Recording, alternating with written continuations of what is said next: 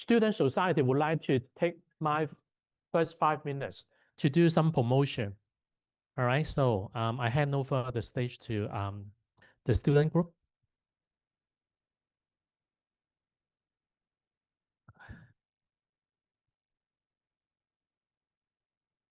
这个老师可以参加吗？谢谢。All right.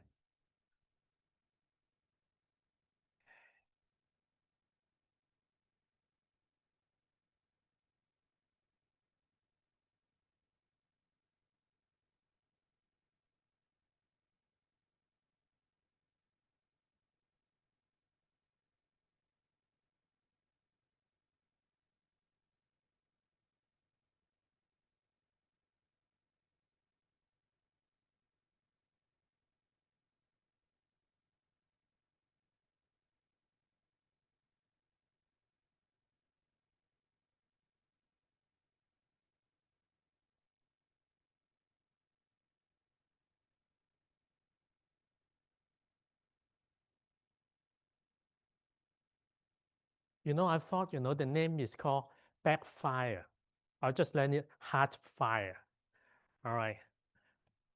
So today, we are going to finish another chapter, which is about misrepresentation. Last week, you learned something about the breach of contract. But today, okay, there might not be anything wrong about the terms itself, but it's about how you interpret the terms. All right? Can you hear me? Okay, all right. Let me have a revision, okay, of the previous chapter. An agreement and a contract, are they equal to each other? An agreement may not be a contract. A contract must be agreement. A contract is a binding agreement, okay, a binding agreement. Sometimes, okay, if there are two parties, A and B, well, they are talking different version of the story. Because if that happens, there will not be any contract. Okay, and in this page, it will lay out there are three categories why the contract may not be binding. The first one is called void contract. The other voidable, and the last one unenforceable. So first one, for the category of void contract, but whenever the contract is void, which means that it is seriously defective. The contract never existed before. It's unable to pass the title from one to another. Okay, and no matter, okay, the innocent party very wish, okay, to continue the contract or not. All right, the contract cannot be continued anymore. This void. Whereas comparing to the voidable, okay, the innocent party, okay, there are two parties, one is breaching party, the other is innocent party. The innocent party always have a choice to choose. All right, okay, although the breaching party breach of the contract, but I give him a chance. I could affirm it and let it go and continue the contract. So whenever it's voidable, okay, the contract may continue. So that's a big difference between the terms void and voidable. All right, from now on, when you see any legal document, okay, mentioning is a voidable contract, well, there's still some chances, okay, the contract may keep going on. All right, as long as the innocent party forgive the other side, okay, fine.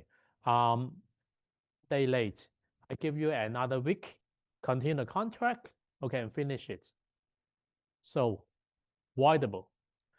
If it's voidable, okay, the other party forgive the breaching party, and then the legal title could be passed, okay, to the innocent party.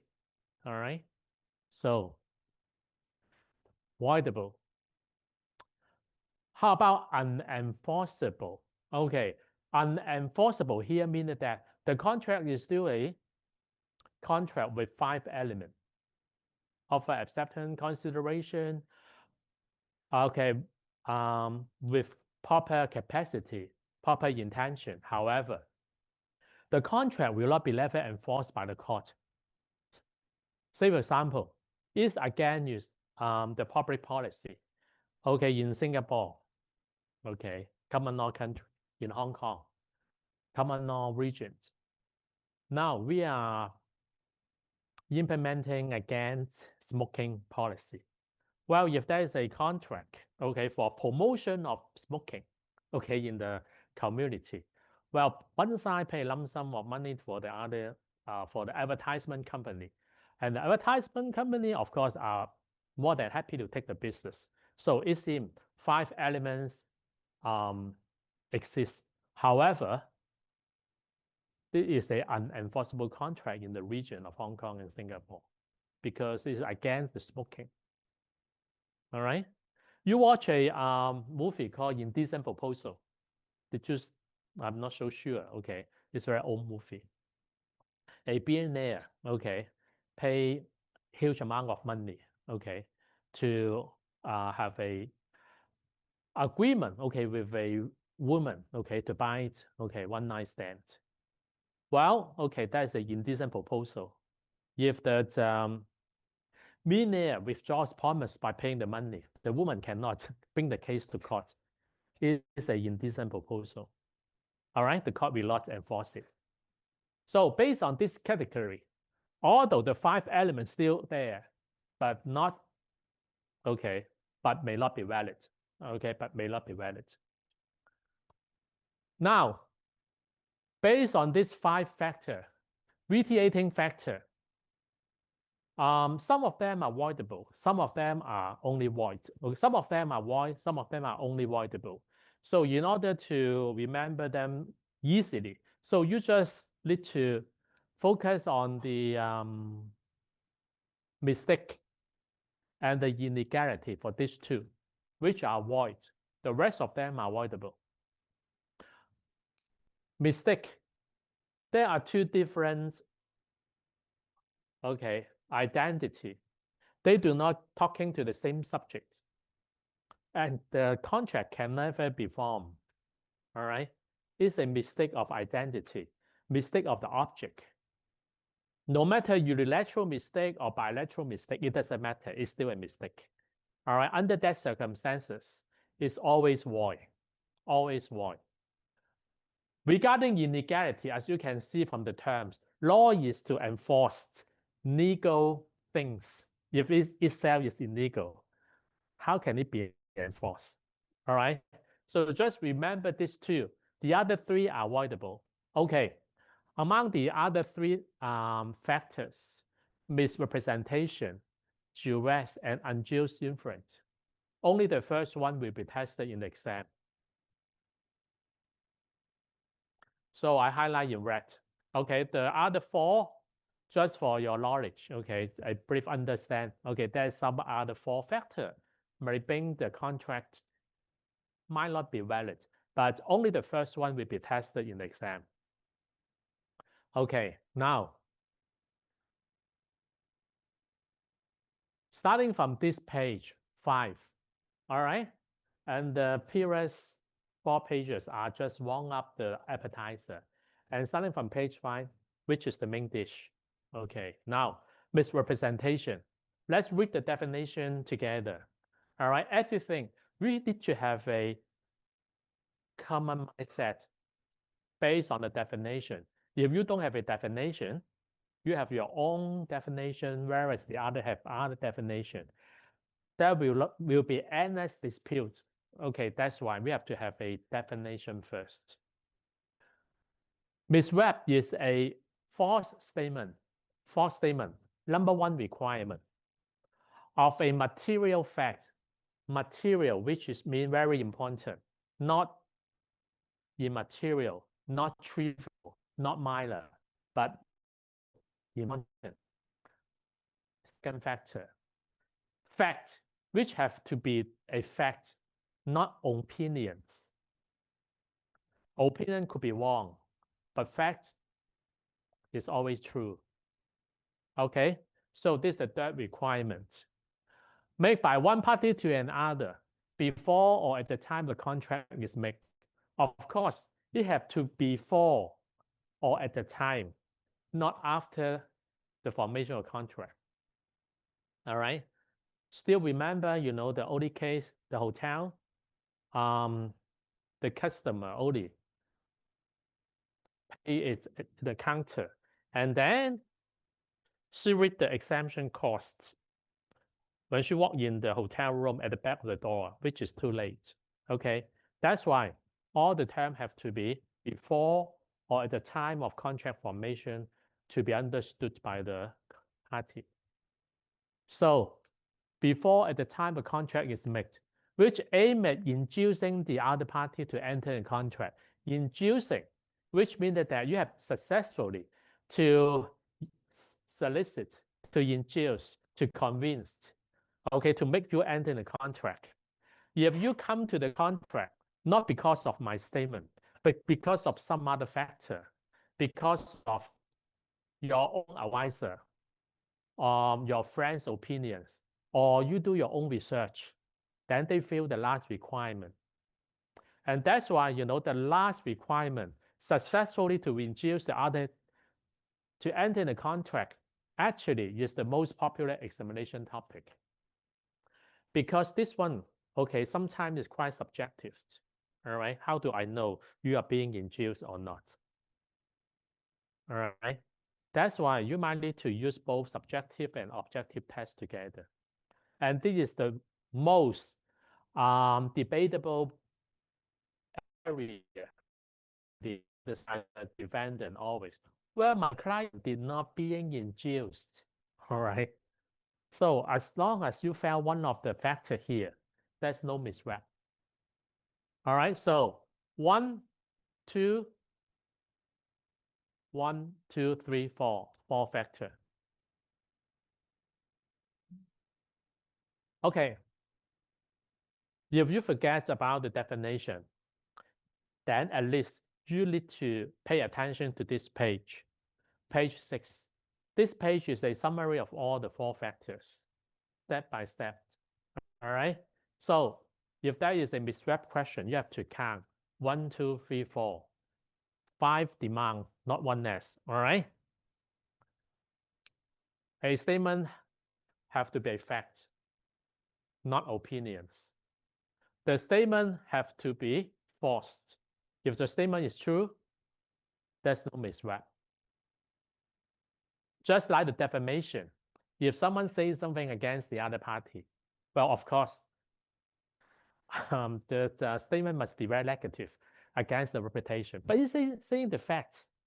All right, say for example, okay, my boss is having an affair, okay, outside with another woman. Well, of course, that's not too good, okay, in terms of his moral or integrity. But if that's a fact, there's no defamation. All right. So the statement have to be false. 3, the statement is material, very important, not minor. A contract could be very long. Okay, many terms. Well, but if that term is not very important. Say for example, okay, you aim to buy, I don't know, a washing machine. All right. Well, the washing machine, of course, what is the material term? Have to be, okay, cleaning the clothing in a satisfactory standard, right? After you put the clothes into the laundry machine, but it doesn't work very well, that is the material. However, if the term is about okay, the packaging of the box, not the machine itself. Okay, the box, okay, may not, okay, clearly to be written the printing wordings of the box. Well, it might not be material.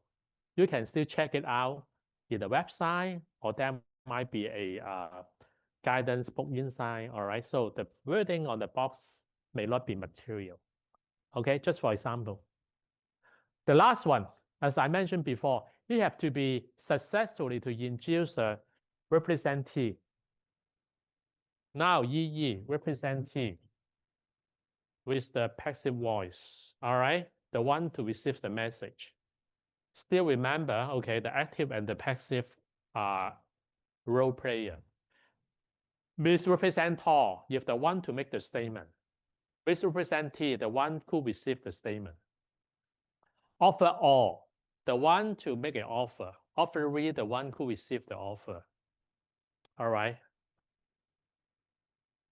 Promisor, okay, the one who gave the promise. Promisee, the one who received the promise. So everything you can be, okay, remember in this very easy way. Okay, Yi, okay, is the one who received the message. Okay, let me give you some case law to explain to you the 4 step. But before, let me ask you a very simple questions. You learn the exemption cost, okay, breach of the terms. Breach of the terms is, okay, breach of one of the terms in the contract. Today, you know that there are misrep, you have to fulfill a few steps. Now, if you get a choice, okay, to bring a case against, okay, the wrongdoer, one is breach of the terms, the other is misrep. Which one you are going to choose? Could say breach of the terms? Raise up your hand. Could say misrep? Well, if you have a case, you get 2 choices. You are going to choose the easy one. You are not going to choose the difficult one to consume your time and pay more money to a lawyer, right? You need to ensure, okay, the chances to successfully, okay, bring a case to court. Then you have to be confident which one is easier. How do you think? Now, how many requirements are here? How many requirements are here? There are 4 requirements. Okay, ladies and gentlemen, you have to fulfill all 4 of them. But breach of the term, how many requirements are there? Only 1. All right. Of course, if you get 2 choices, bring both arguments together against the wrongdoer at the same time. But if you have to rank the priority, okay, then I will choose breach of the terms. Breach of the term is easier to be proved. Once you breach it, the term, no matter condition or warranty, no matter express or implied, it's still a breach of the term. It's easier to be proved. But for misrep, you have to go through all 4 steps together. If you miss out one of them, that's no case. Okay, so from now on, when you compare what you learned, okay, you can classify. Okay, which one is easier? The burden of proof is more than the other one. Okay, now back to the explanation about the 4 steps. All right, with the case law. The first one, statement of the existing facts. The first case, Business versus Wilkinson. Okay, the seller, okay, sell the farmland, okay, to the buyer. And then the buyer asked the seller, how many sheep, I can raise up in this piece of farmland? And then the sellers, okay, answered that, well, I think 2,000, all right, around 2,000. But actually, after purchase of the land, okay, the land is unable, to afford raising up 2,000, much less than that. Okay. The buyer bring the case to court, but the court held the debt. Well, because the seller never have any experience, okay, use the land to raise the sheep, that's all. What he answered to you is based on his prediction, guessing. It's only an opinions. All right. If he has the actual experience, probably, well, it tend to be a piece of fact rather than opinion. But you don't have the experience at all, so it tend to be only his own opinion. Ladies and gentlemen, did you, pay attention what the politicians say, in their speech? What they say is, in my own opinion, I think, Hong Kong will be better tomorrow. He don't know. He could not guarantee whether Hong Kong will be better or not. But he just say, if you cast your vote to me,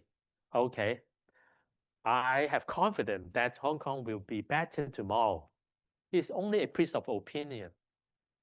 In my own opinion, I think I can win the war.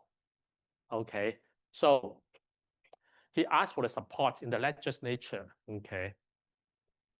Well, in my own opinion, I think, you should approve my apply budget. In my own opinion, he will never say, in my fact, in my statement of fact. We never heard about that. Because, in terms of opinions, even though it didn't come true in future, there's no legal liability.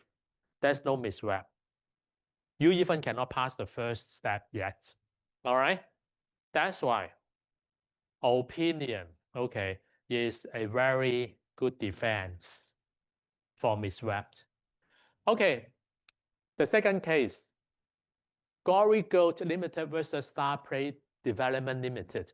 Well, a businessman would like to rent a floor in the building for opening a restaurant, Chinese restaurant. And then he talked to the landlord. I want, to be the sole business doing this kind of, restaurant. The landlord, replied, no worry, you have my works. You are the only one, to do the Chinese restaurant. But after the deal, of course, the landlord probably maybe higher rent from the other side, another third party. They open another restaurant, somewhere another floor in the same building. Now, the first businessman bring the case to court and argue that you are doing misrepresentation against me. And the judge held that yes, that's a misrep. Because what the landlord talked to the businessman, is a reflection of intention at that moment. The intention of the future behavior is still an intention of the present moment. Now, let me make a very clear distinction between intention of future events and the happening of future event are two different things. If I say that tomorrow the Hang Seng Index will go to 40,000 points, that is a future prediction. Unless I'm God, nobody can know whether the Hang Seng Index will be 40,000 or 14,000. All right. However, if the intention of your statement is under your control, well, not the case here. Well, I promise you, I'm not going to rent, another floor to do the same business. Although there's a future conduct, but still under your intention. Tomorrow will be a raining day. Is that an intention or a future event? I make the statement to you, gentlemen, tomorrow will be a raining day. But then tomorrow is a sunny day. Actually, it becomes a sunny day. Can you sue me for misrep?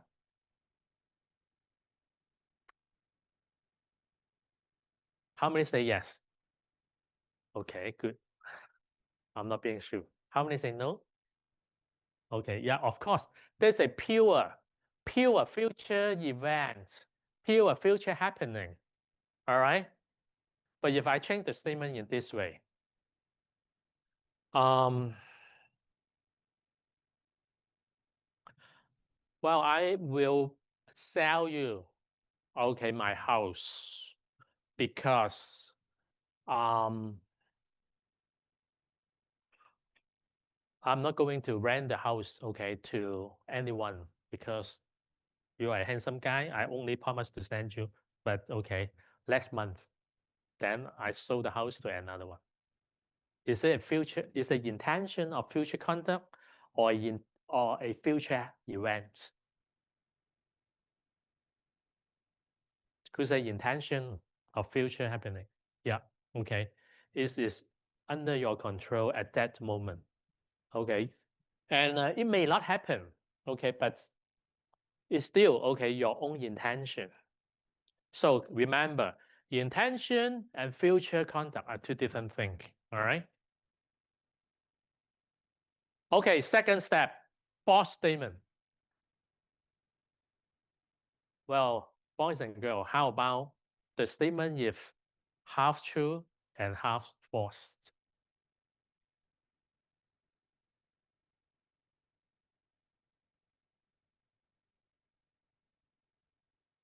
Well, actually, back to this statement, which is could be relating, okay, to the next requirement.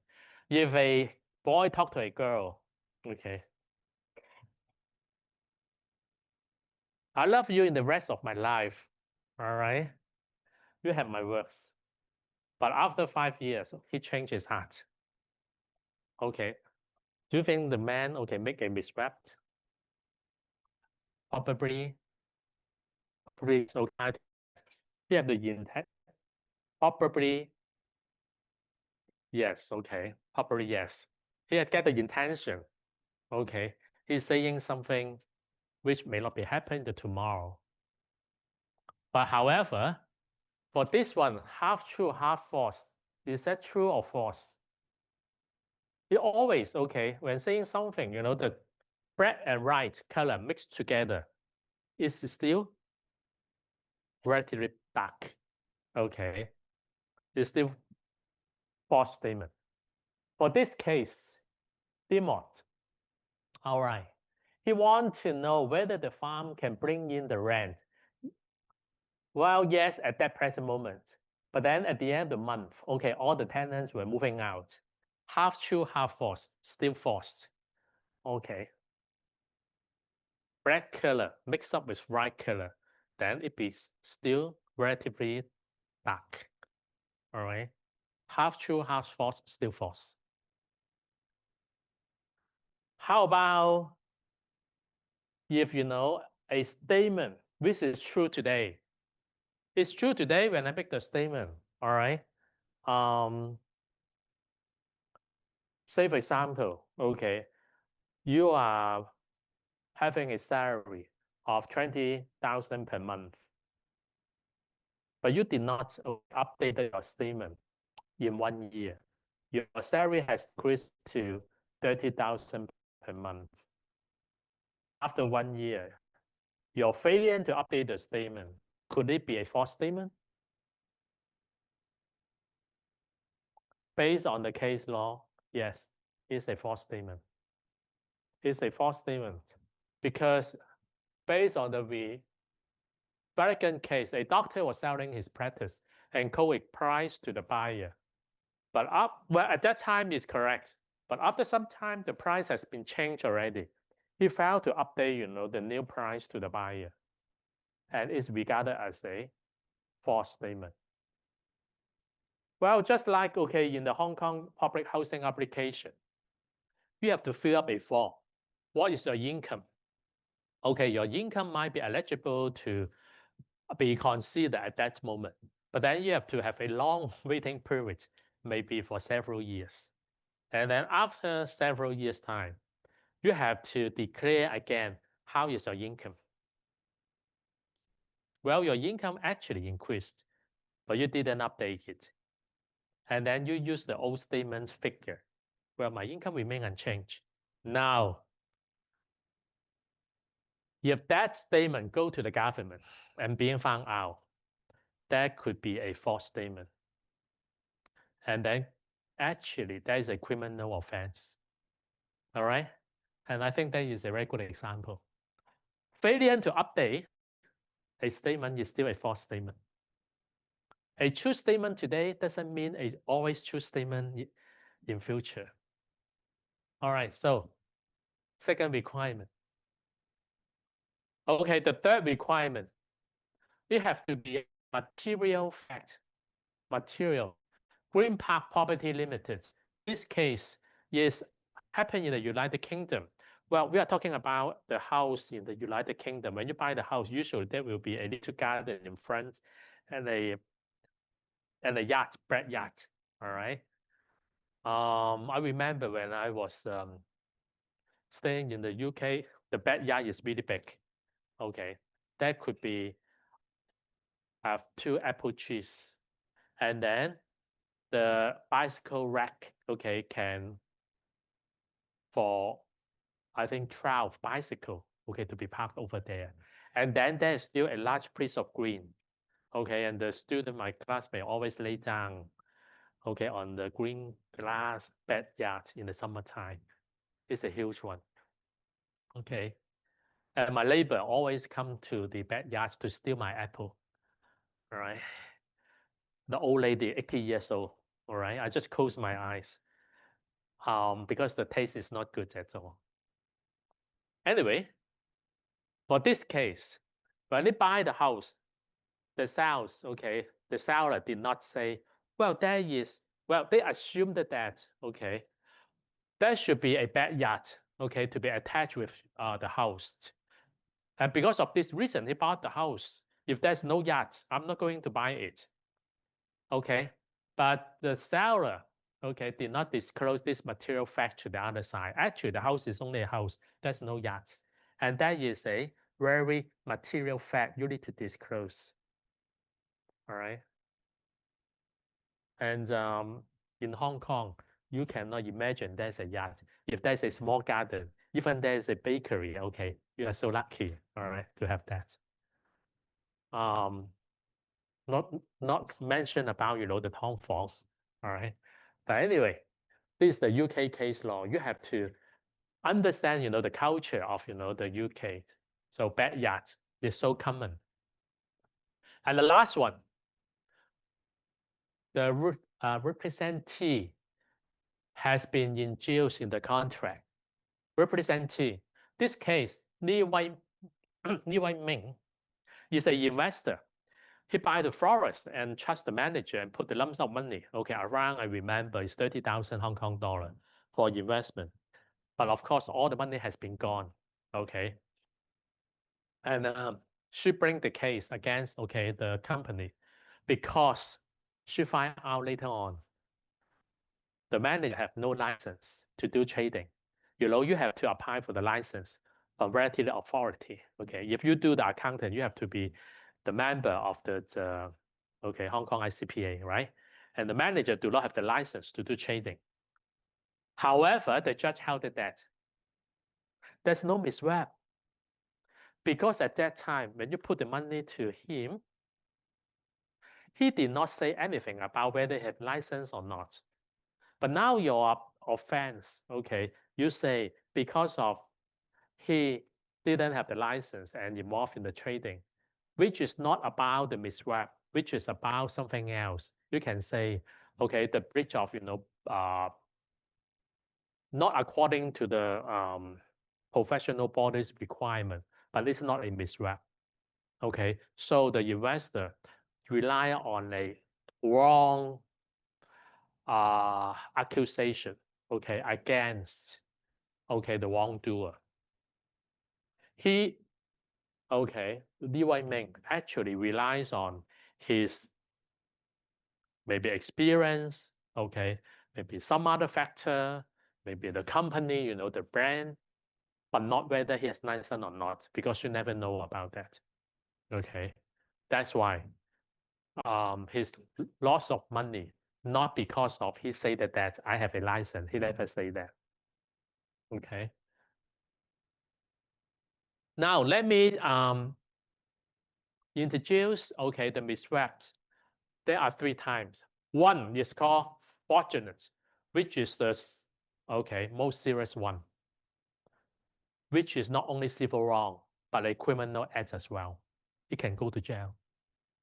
Second, negligent misrep, which is only civil wrong. Okay, you don't need to go to jail, but you need to pay the compensation to the other side. And the last one is innocent. all right? It is the lowest degree of wrongdoing. Okay, let me introduce to you one by one. Okay, the first one, fraudulent misrep is you get the intention. He have deliberately, intentionally, okay, set up, okay, the trick and induce you into the buying and selling. Now, if someone knowingly, the statement itself is false, but still go ahead and present to the other side, that is the most serious one, okay?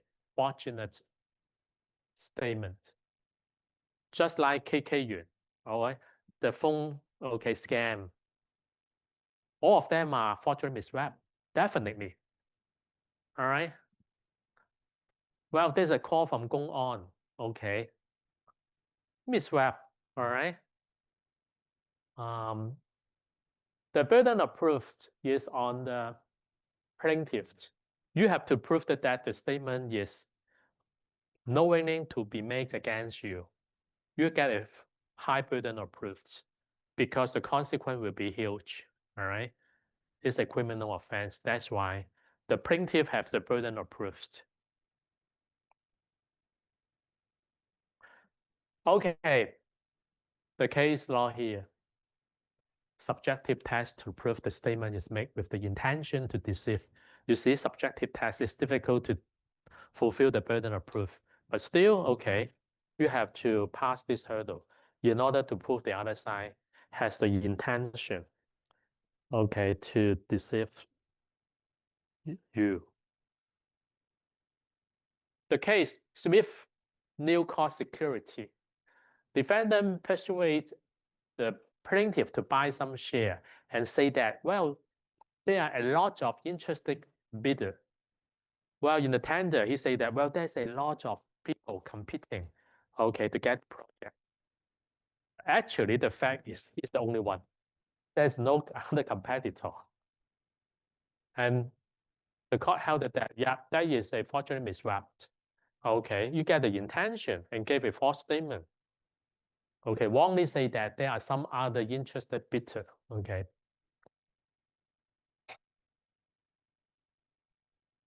The second one, fraudulent negligent misrep. Now that's different. He get no intention, but he had no reasonable ground to believe the statement is true, but still, okay, put forward the statement. In other words, if he could do some research, if he could investigate before making the statement, that will not be negligent. But he has some, careless mistake, okay, made by the statement maker. Oh, I'm sorry. Okay, I'm too much. That's why, okay, I make a wrong statement, which is actually untrue. But he have no intention. Okay, he did not set up a plan. Okay, not a spam message. It's not a scam phone call. Okay, the phone call, okay, all of them are fortunate, okay, misrep. But this one is only a careless mistake. But careless mistake is still a mistake. There will be some consequence, okay? But only civil wrong. Now, the burden of proof is on the defendant. In other words, if the other side, okay, if I am the statement maker, you are the misrepresentee, I make a statement to you. If I say that, okay, misrep will be, the exam question, but actually it's not, all right? then you have to prove by yourself, okay, the burden of proof, okay, I'm the wrongdoer to make this statement and cause you some loss. You are going to prove it, not me. On the defendant, sorry, okay, I'm the one to prove it, okay. I'm the one to prove it. But for the fraudulent mistake, okay, fraudulent mistake, you are going to prove it. You are the victim. You are the victim. You are going to prove it. So that is a big difference. Who are going to prove it? It can affect whether you can successfully to defend the case or not. All right, that is a very heavy burden of proof, a lot of work, a lot of money when you have to prove it. objective test, which is by the objective test. Okay, Yili concept case. Well, this case is also about selling of the apartment. Well, there's a Hong Kong case. Well, this case is not about the yacht. It's about the size. The Hong Kong apartment, the size is so limited, all right? That is slightly less than the actual size, okay? And the buyer tried to bring a case. You intentional to deceive me, fraudulent misrep, but which is unsuccessful because the burden of proof is so high. And that's why he stepped back. Okay, how about I just bring a case, negligent misrep. Okay, then he win the case. He won the case because the burden of proof is much easier to satisfy. All right. So sometimes if you want to win a case, you might need to have some concessions, okay, to make it easier to prove. So negligent misrep was found, but not, okay, the fortunate. Okay, the last one, there's no case law. Well, which means that I try my best, I do my own research, I trust someone I should trust, but still the statement is wrong. 無心之失 okay. 無心之失 okay. All right. For Charlie's work can explain everything. 無心之失 all right. Okay, now let's do this hypothetical question together. Well, a jewelry shop owner, Annie, showed a pattern to a customer saying that it's a real diamond, but actually it's a fake one. Now, what if Annie knew it was a fake one? Is this a fortunate, negligent, or innocent? Could say fortunate. Okay. Correct. Second, what if Annie didn't know it was real, and she have no reasonable ground for her belief, but still she show it out? Fortunate, negligent, or innocent? Fortunate. Raise up your hand. Nobody. Negligent. Correct. Negligent. The third one. What if Annie did believe it was real? He believed it was real because he was given by her mother. Okay, her mother say it was a real diamond. Fortunate? Raise up your hand. Negligent? You think negligent? Okay, how about innocent? Yeah, more student. I think innocent is likely to be answered. Mother is someone, okay, should have your trust. Okay, and well, so it tends to be innocent. And the last one, what Annie did believe it was real because had it checked by the expert?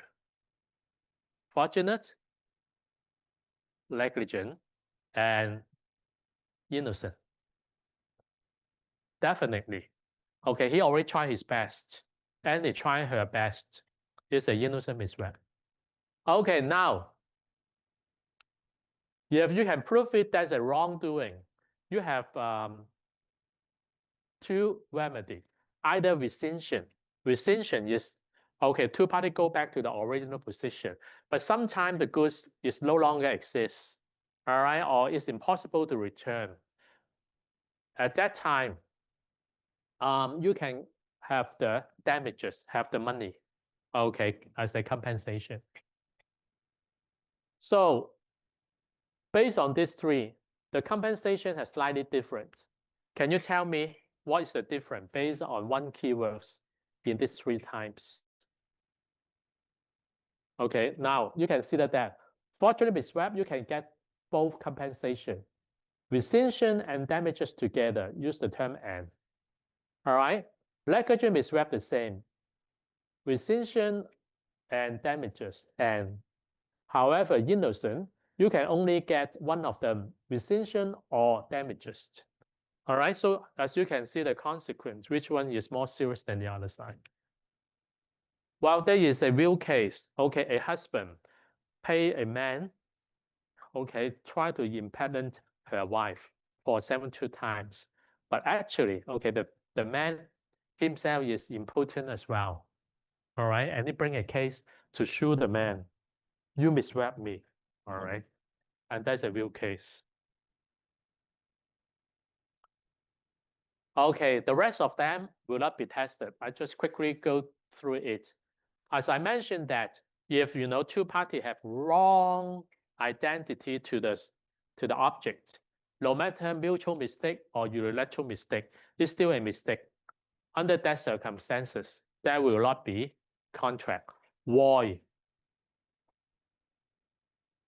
If you want to buy the concepts, okay, from Hackney, but then they come up 百兩金, of course, okay, that will not be a valid contract. Okay, material to the identity. Consequent, void contract. Duress. No matter physical duress or economic duress, is still voidable. Okay, if the innocent party want to continue the contract, he can choose to affirm it and continue the contract.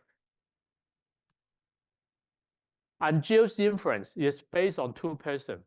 Is dominant over the other side. Usually teacher versus student, medical doctor versus patient, lawyer versus his client, auditor or accountant, okay, versus the client as well. So usually two sides are unequal bargaining power in terms of the knowledge. All right, but it's still voidable. It's voidable. So the innocent party can say, well, I affirm it. And the last one, you cannot affirm it. As I say that is against the public policy, it's against, okay, the law. Okay, law and public policy are still the subject. You cannot against them. All right, otherwise, it's unenforceable. You may call illegal contract. Contract is still a contract, but illegal contract. Okay, unenforceable by law. Okay, I managed to finish it. Let me take the attendance, okay? It seems nobody is waiting outside.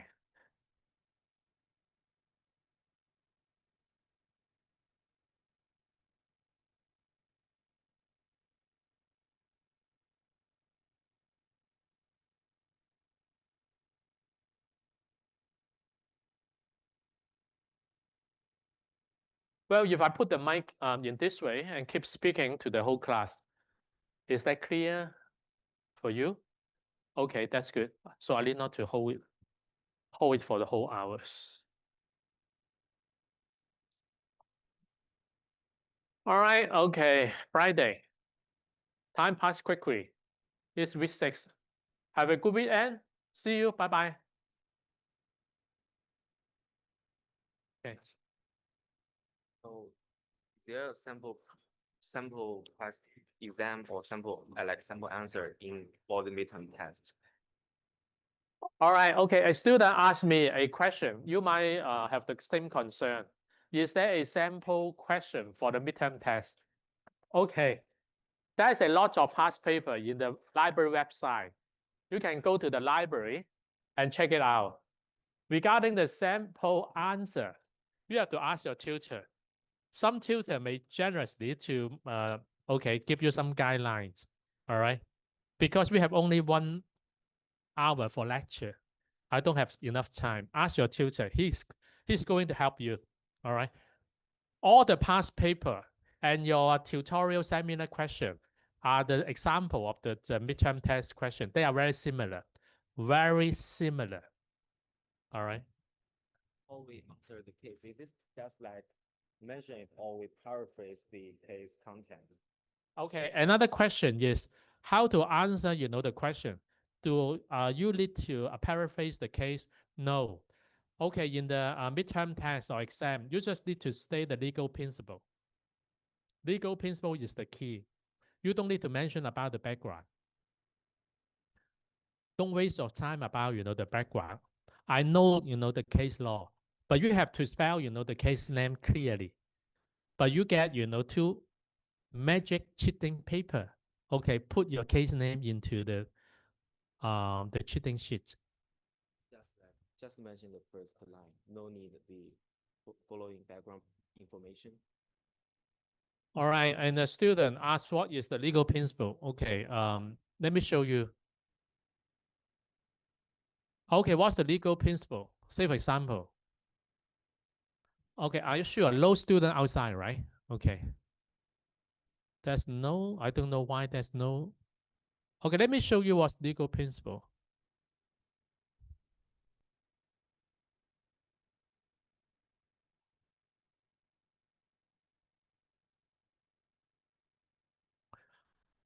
Okay. For example, okay, what is fraudulent misrep? The legal principle, you have to state the definition. A fraudulent misrep is a false statement, knowingly that the statement is false. The burden of proof is on the plaintiff. Okay, and you need to rely on a subjective test. This is legal principle. All right, and then you can mention the case law. Okay, the name of the case law. All right, you need not to say, okay, the fact anymore. All right. So another example. Okay, this one, say for example, the statement must be related to material fact. And then you have to say the name of the case. And saying that, well, actually, this is the, okay, the legal principle must be related to material fact. I don't mind if you briefly to say that, okay, the property should be, okay, about the yachts included, okay, just one sentence about, the background of the case. But most important is this one, okay, it have to be a material aspect of the fact. And another one, what do you mean by the false statement? Say, for example, this is the legal principle based on the case of Dimon case. If the case is half true, half false, based on the case of Dimon versus Hart, it is still a false statement. Okay. So, and well, if based on the case of with versus O'Flanagan, the defendant have a duty to disclose the change. This is the legal principle. All right. So you need not to say about, okay, the background. This is the first 2 points is the background. And the last one, he had duty to disclose is the legal principle. All right. Okay. Yeah, I give you just some example here. Yeah, and the legal principle, you see, you have to state the definition. Either this one or this one. Okay, if you just say this one, you need not to mention this one. They are the same. All right. Okay. All right, I think I need to go to the tutorial now. Okay. So have a very happy weekend.